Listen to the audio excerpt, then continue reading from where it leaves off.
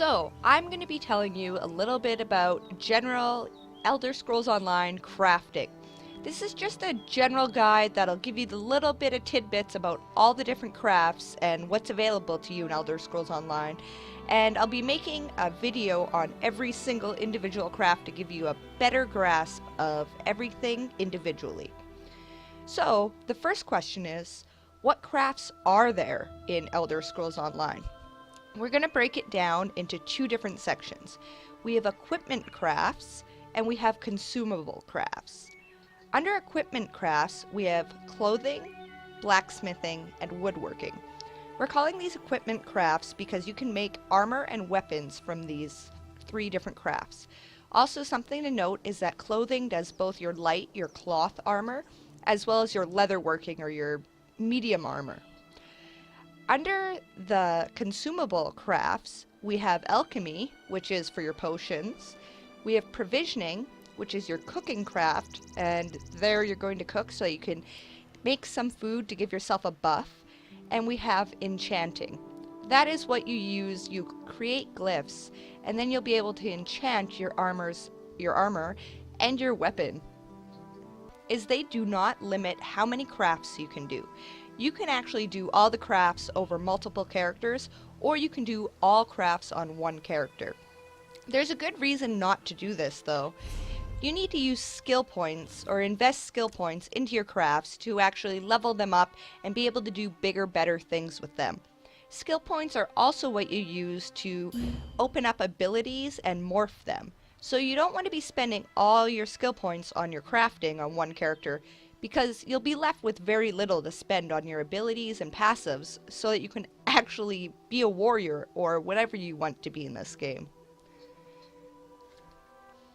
So, the very first step for almost every single craft you're going to find is harvesting or some type of looting to get your materials, also commonly known as mats in-game.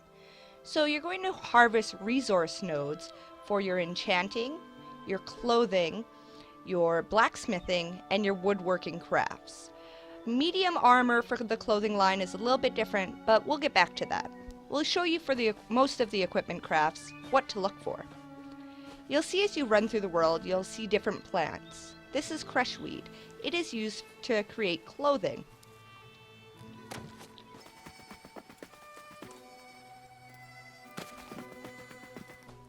Here we've stumbled upon some birch, some type of wood. This we're going to use for our woodworking skill line.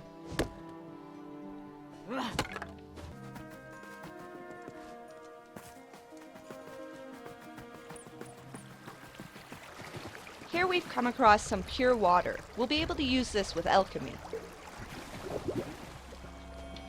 We'll also be able to use this Nern root with alchemy. Now, the one different thing about your clothing skill, or your clothing craft, is that for your medium armor, you don't actually harvest resource nodes as we've been doing. You're actually going to pick up leather off of animals you kill. So we have a wolf here. Let's see if he drops any type of leather.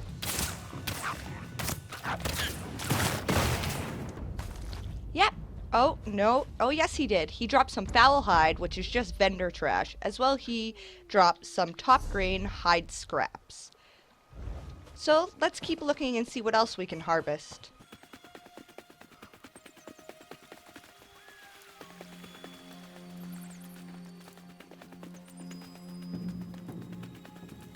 Here we've come up to an essence ruin. You'll need these for your enchanting. You'll also notice this ruin glows yellow. There are other types of ruins, as you'll need 3 different types that you can harvest.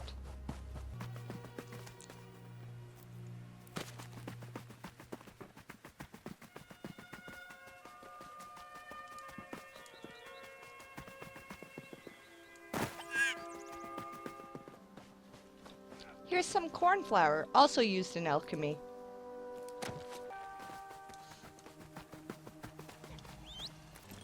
So I think we've harvested enough mats to get us started in our crafting, so we're going to head to a crafting station. In order to find out where you can find a crafting station, they're usually located in cities. If you look at Vulkelgard here in Auradon, you'll notice this icon here is your woodworking station. When you look at this icon here, you can see that your blacksmithing station and your clothing station are all very close together. This icon here stands for your alchemy and enchanting tables. You'll also notice that usually your dye stations are placed very close by. Provisioning can be found in a variety of places, as most places that have a fire you can actually cook at. Although inside of inns, it usually does state there is a cooking fire to use for provisioning.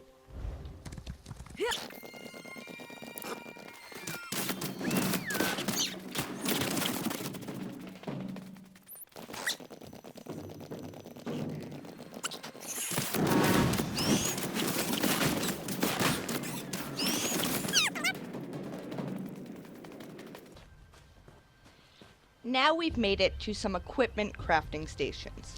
You'll notice I'm not actually in a town. I'm at one of the special crafting stations where you can actually make item sets.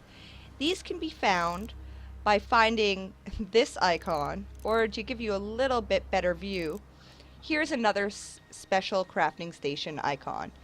You will actually have to explore these areas before those icons will pop up onto your map.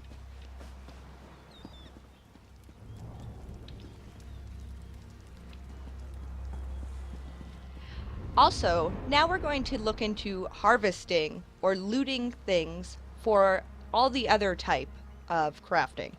For provisioning, you'll find that different sacks and different crates among barrels and a host of other lootable containers, you will be able to find honey, ginger, all sorts of ingredients for your craft.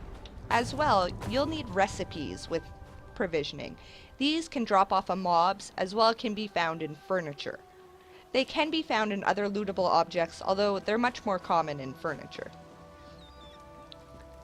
So now that we have everything we need to craft, we're going to start with blacksmithing, or this will be really similar to clothing or woodworking.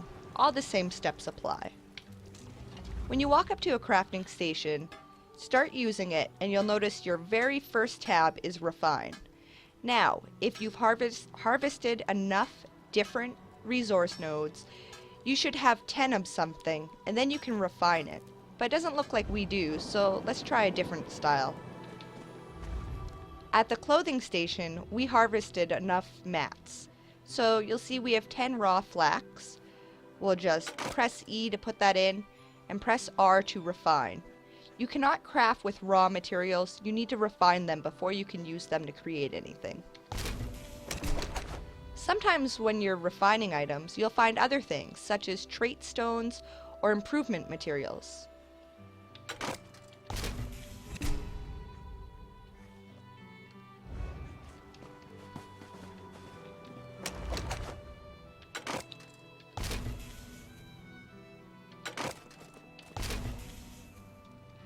Wonderful. So now we are ready to do some crafting with our equipment crafts. Now that we've found some materials, we're going to go over to our creation tab. Because I'm at a special set station, I have the options of creating a set weapon that has all these extra bonuses, or I can create a regular weapon, which is what you'll be making if you're at one of the city crafting tables. So we'll start off by choosing what weapon we would like to create. We will start off with bow. Then you will select what level and what material you will be using for your bow. This isn't just a choice of how you want your weapon to look. The material doesn't matter for that. It actually determines the level. As you can see here, maple can be used from level 1 all the way up to level 14. Once you're past level 14, you'll need to move on to using oak. You'll need to ensure that you're putting skill points into your crafting skill line so that you can use the next style of material. So that would be the very first item in your skill list that you'll have to put skill points into. You'll start out as 1 out of 9, and you can slowly put skill points in as you raise up your crafting level high enough. As well, you'll notice you out-level what you can craft, so you'll want to keep that up. After we chose our bow, and we'll just create a level 1 maple bow right now, you'll see that I also have a variety of styles I can create. All these change is what the weapon looks like. This is something else you will have to loot while you are out and about. Style stones can be actually found pretty much everywhere, but once again, they're very common in furniture. After you've actually found some style stones, you'll realize that you still won't be able to make them. In order to use all the different style stones, you're going to have to find some racial motif books. Racial motifs 1 through 9 are all blue, like the one you're seeing here, and they're very common in your faction's zones. These are all the playable races of Elder Scrolls Online. Number 10 is the Imperial race. This is actually a legendary, a gold-colored item because it is quite rare, but it can be found in any zone of Elder Scrolls Online. Once you move on to your veteran rank areas, you will also be able to find the purple motif books, which are Primal, Barbaric, Ancient Elf, and Daedric. All of these you will have to be in a veteran rank zone to find. As well, you will need a certain skill level in your craft in order to even be able to read the book. So don't go out buying one right away, you probably can't use it yet.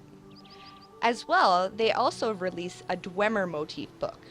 The Dwemer full motif book is actually a legendary item and it's very rare and hard to obtain. But you can also find the pages, which are a purple item, where when you find one page it may be for bows, when you find your next page it'll be for boots. You can learn those and you'll know that racial style on only those pieces of equipment. These can be found in Dwemer ruins all throughout Tamriel. One thing to note is that if you have the Imperial edition, you should ensure that your Imperial character does most of your crafting. This is because the racial motif book for the Imperial style is a legendary item, which means it's very rare, as well it's very expensive to buy from other players. But since you always start knowing your own racial style, as an Imperial, you won't have to find that book because you will already know it. After you've chosen your style, you may also be able to choose a trait. These traits you will have to research in order to use. I will cover researching in another guide in much more detail, but what you need to research is an item with a trait on it that you have not researched, such as maybe an Inferno staff with a charge trait on it. As you can see, I've already researched all these items. But you'll be able to click on this, research it, and your very first item will take 6 hours to research.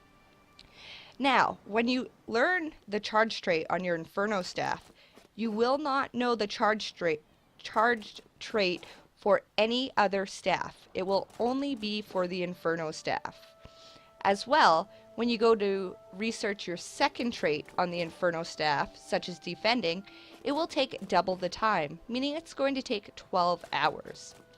This can be cut down by spending skill points into the appropriate slot under your different skill lines, such as stitching. You can reduce your research times, and if you put 4 skill points in, your maximum research time can be 30 days.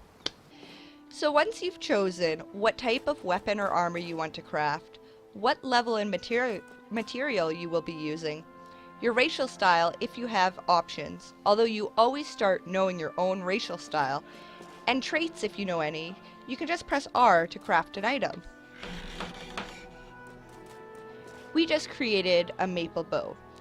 Now you'll be using the same idea for your clothing and your blacksmithing stations as well. There's only one different thing about creating in your clothing station. You'll notice at first we have robe, which is light armor. You will have to scroll all the way over and eventually you'll be at your medium armor, but you still choose your type of material and all of that the same.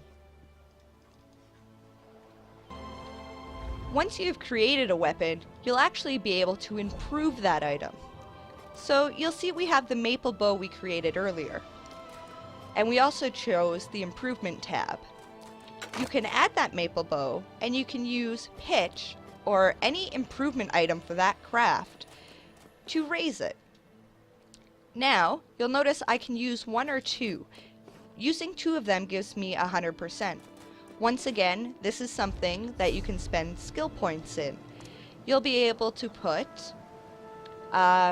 in this case, for woodworking, it's resin expertise. More than doubles the chances to improve items with resins.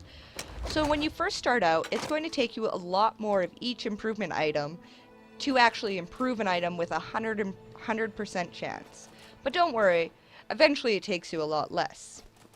So we'll improve this item to green.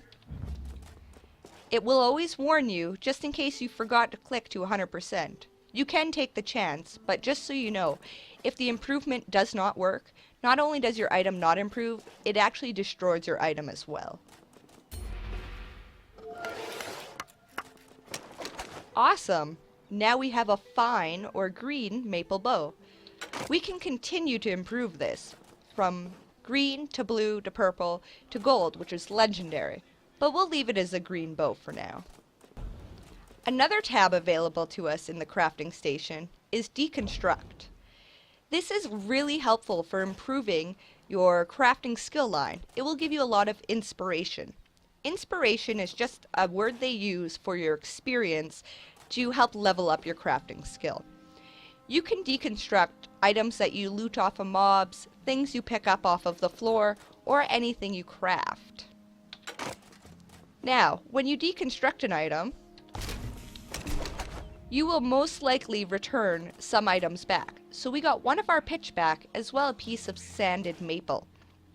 Another thing to note is that when you're deconstructing items, if you deconstruct another player's crafted item, you will get in a lot more inspiration than those looted items or your own crafted item.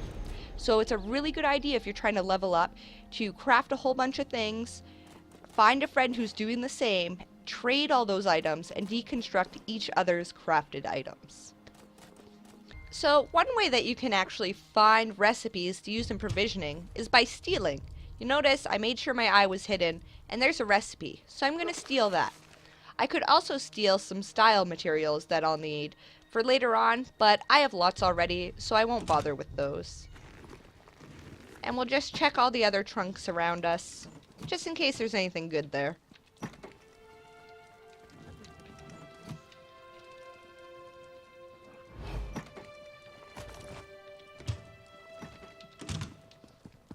Alright, so now we're going to get into one of the consumable crafts, which is provisioning. So, as I mentioned, at first you're going to have to find yourself some recipes. You'll just have to use the recipe by selecting E while you're moused over it in your inventory. I already know this recipe though, so it's not going to do anything. I can just sell it now. So I have to find myself a cooking fire, and I'll use it. Here you can do a couple different things. You can choose to view all your recipes even if you don't have the ingredients, or you can have skills. I'm not really sure what that does because it doesn't show any recipes you don't know as is already. So here you can choose what you make. You'll notice that there's fish. You can find fish by looting objects as well as actually fishing in this game, and then you can fillet them. So with one piece of fish, we can actually make a level 1 recipe, which is fishy sticks. So you'll notice this gives 396 max health. If we head over to fruit dishes, you'll notice that it will give max magicka, and vegetable dishes will give max stamina. Now, a food buff will always actually raise your maximum amount of a stat. A drink will actually raise your regeneration of that stat. If you go down to savories and ragu, you're going to find some blue recipes or some purple recipes if I have ingredients turned off. Oh, sorry, purple recipes are under gourmet. You'll also notice that the easier or the more low level the recipe is, the less ingredients it's going to take. Once we get up to, say, level 40, we're starting to use 2 ingredients per recipe. Everything holds true as well for your drinks. Alcoholic drinks are always going to be for your health. Tea is always going to be for your magicka recovery. And tonics are always going to be for your stamina recovery. Once again, if you scroll farther down, if you found any blue or purple recipes, that is where you will find them. Blue recipes always do 2 stats. So this would actually increase your magicka and your stamina. A purple recipe will increase all 3 stats, or all the regeneration on all 3. Alright, so now we're going to take a look at some more of our consumable crafts, such as alchemy and enchanting. To stand at the heart of Tamriel, isn't it? You can hear We're going to start off with alchemy, and you can tell that by this icon that I kind of have covered up by my arrow right now, but you can see the most of it. You'll see that when I scroll over it, alchemy and enchanting tables are here. So we'll run in, and there's an enchanting table. I guess we'll have to run upstairs. You also notice there's banners everywhere. If you actually pay attention to them, they will lead you in the right direction. So this is an alchemy station. I will just open up the window, use the station, and this is the first screen you come to. You've got only 3 tabs with alchemy: creation, or all, solvent, and regions. So you can look at everything you have on you for alchemy, just your solvents, which is all the different types of water, or just your regions, which are all the different plants. So, in order to do alchemy, you're going to need, like I said, a solvent and a region. The solvent actually determines what level the potion will be in the end. So we're just going to pick something really quick. Something that we know. There we go. So we know that when we use clear water, it's going to create a level 10 potion. I can change this to Cloud Mist, and that's a veteran rank 5 potion. Purified water is a veteran rank 1 potion. This can be found in water skins as well. You'll see little blurbles of water in rivers and whatnot. When you scroll over, it'll say pure water. Pick that up. That is water for alchemy. So, the regions, all the different plants, are harvested the same way that like your clothing resource nodes are. You'll see these little plants. You just run up to them and you pick them. When you first open your crafting window, you won't see under all the different plants what they do. You actually have to learn this by trial and error. There's also some guides out on the internet if you don't want to waste a bunch of plants trying to learn them all. So that's pretty much all there is to alchemy. You can play around with all your different types of plants and see what makes what. Once you actually start to use these, you'll unlock all these little tidbits so that you know that, oh, cornflower restores magicka. So maybe we'll look for something else that restores magicka, like Lady's Smock. Here we find out that this grants a major buff that increases your spell damage, as well it restores magicka. So just play around with it. Some important things to note is that when you first start out, you're only going to be able to use two regions, or 2 different flowers or plants. You will actually have to put a skill point into into laboratory use so that you can use 3 different plants. This will end up making your potions last longer. As well, you have your normal leveling. You can't use your next level of water until you put a skill point into your proficiency. And there's a variety of other skills that you can put points into. Alright, now we're going to move on to our last consumable craft, which is enchanting. As I mentioned, you're going to find these right near your alchemy stations.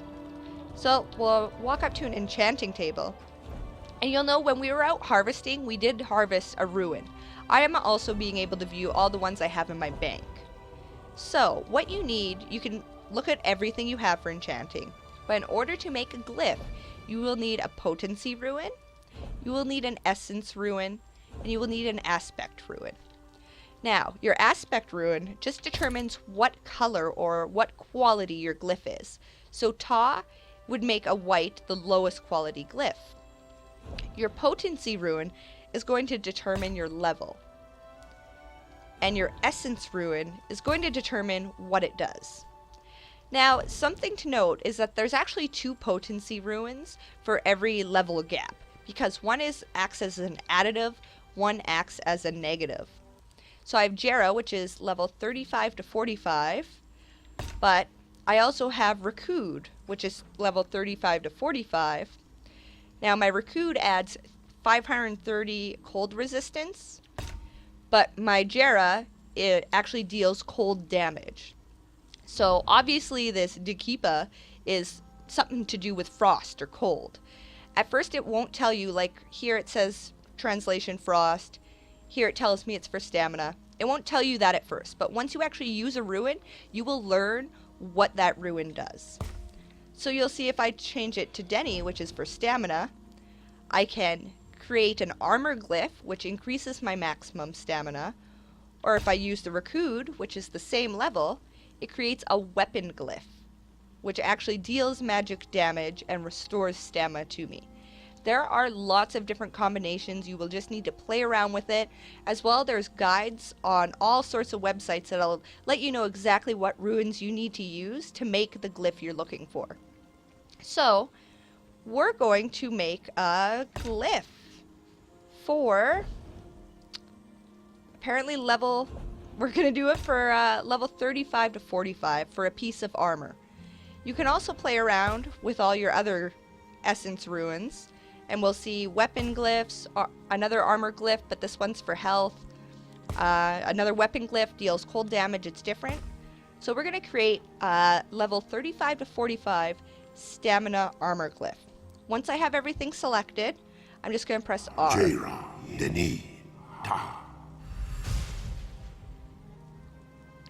I have just created a glyph. The glyph I created is my average glyph of stamina. In order to use this glyph, you're just going to find a weapon that's in the appropriate level range, which I do not have, or sorry, you're going to find some armor, and you're going to press R to enchant. If you can actually apply that one of the glyphs in your inventory to that piece of armor, it will pop up here. Something to note is that glyphs are not all equal in armor slots. When you use a glyph on your head, on your chest, on your legs, or on a shield, you will get the full value of the glyph. So for our glyph we just created, the full value would be 280 maximum stamina added to our stats.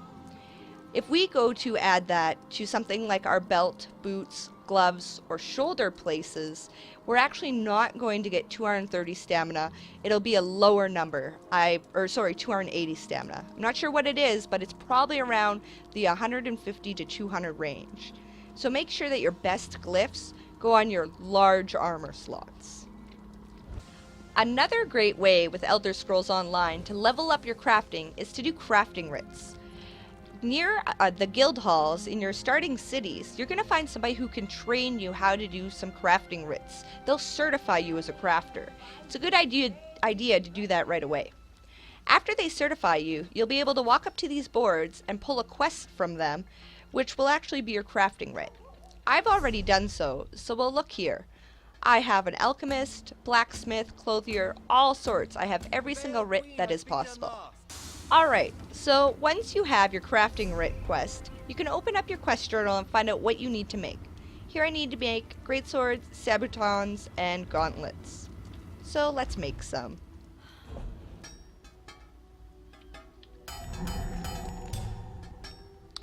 It'll pop up and let you know how many you still need. Another thing to note is that you have to craft the item as a white item. You cannot craft it and improve it to green. It will no longer count for your crafting writ.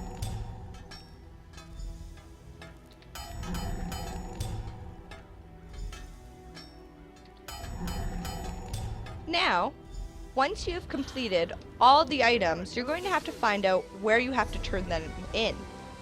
Because my crafting level is at the max level, I actually have to turn it in at Craiglorn. So we'll head there now.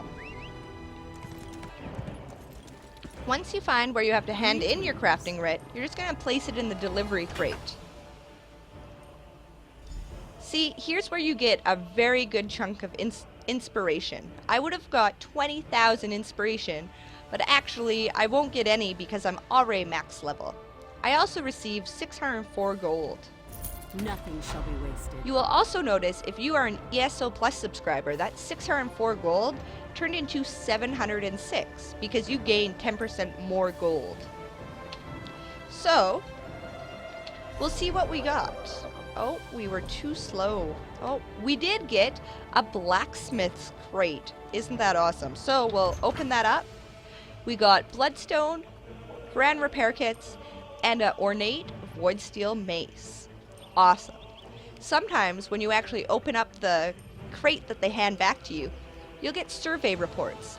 These are where you have to find a specific spot on a map, and there'll be a whole bunch of harvest nodes tightly grouped together, and they will yield double the amount of resources or materials than a normal resource node. Something really cool is the championship system also has passives that are useful for crafting. So we're going to head to the champion system now, and we're going to look through a couple of the different passives. Something interesting in the tower is an inspiration boost. This increases your inspiration by 20%. Now hopefully you remember, inspiration is just what they call your experience towards crafting. So if you're trying to level up a craft, this is really going to help you. Another good crafting champion passive is Plentiful Harvest. This grants you a 10% chance to double the yield from normal resource nodes. So that way you won't have to harvest as long, because every once in a while you'll get double than what you normally would have. The last crafting champion passive that we have available to us is Master Gatherer. This is going to come in handy down the line when you're just sick of harvesting all the time and you just want it to go by faster. This reduces your gathering times by 50%. With crafting in Elder Scrolls Online, there is actually achievements that you can get that are directly related to all your crafts. And a lot of these actually give you dyes, so you can dye your armor different colors. So I'm just going to kind of scroll through and show you some of them. Here's one you get a dye for. It's actually once you learn all the rare racial styles. For learning the Nirnhone trait, if you complete enough crafting writs, there's a whole bunch of different achievements. As well, there's achievements that are actually crafts specific. So this is just for alchemy, just for blacksmithing or clothing. Ton of different achievements you can get with crafting. Ton of different dyes.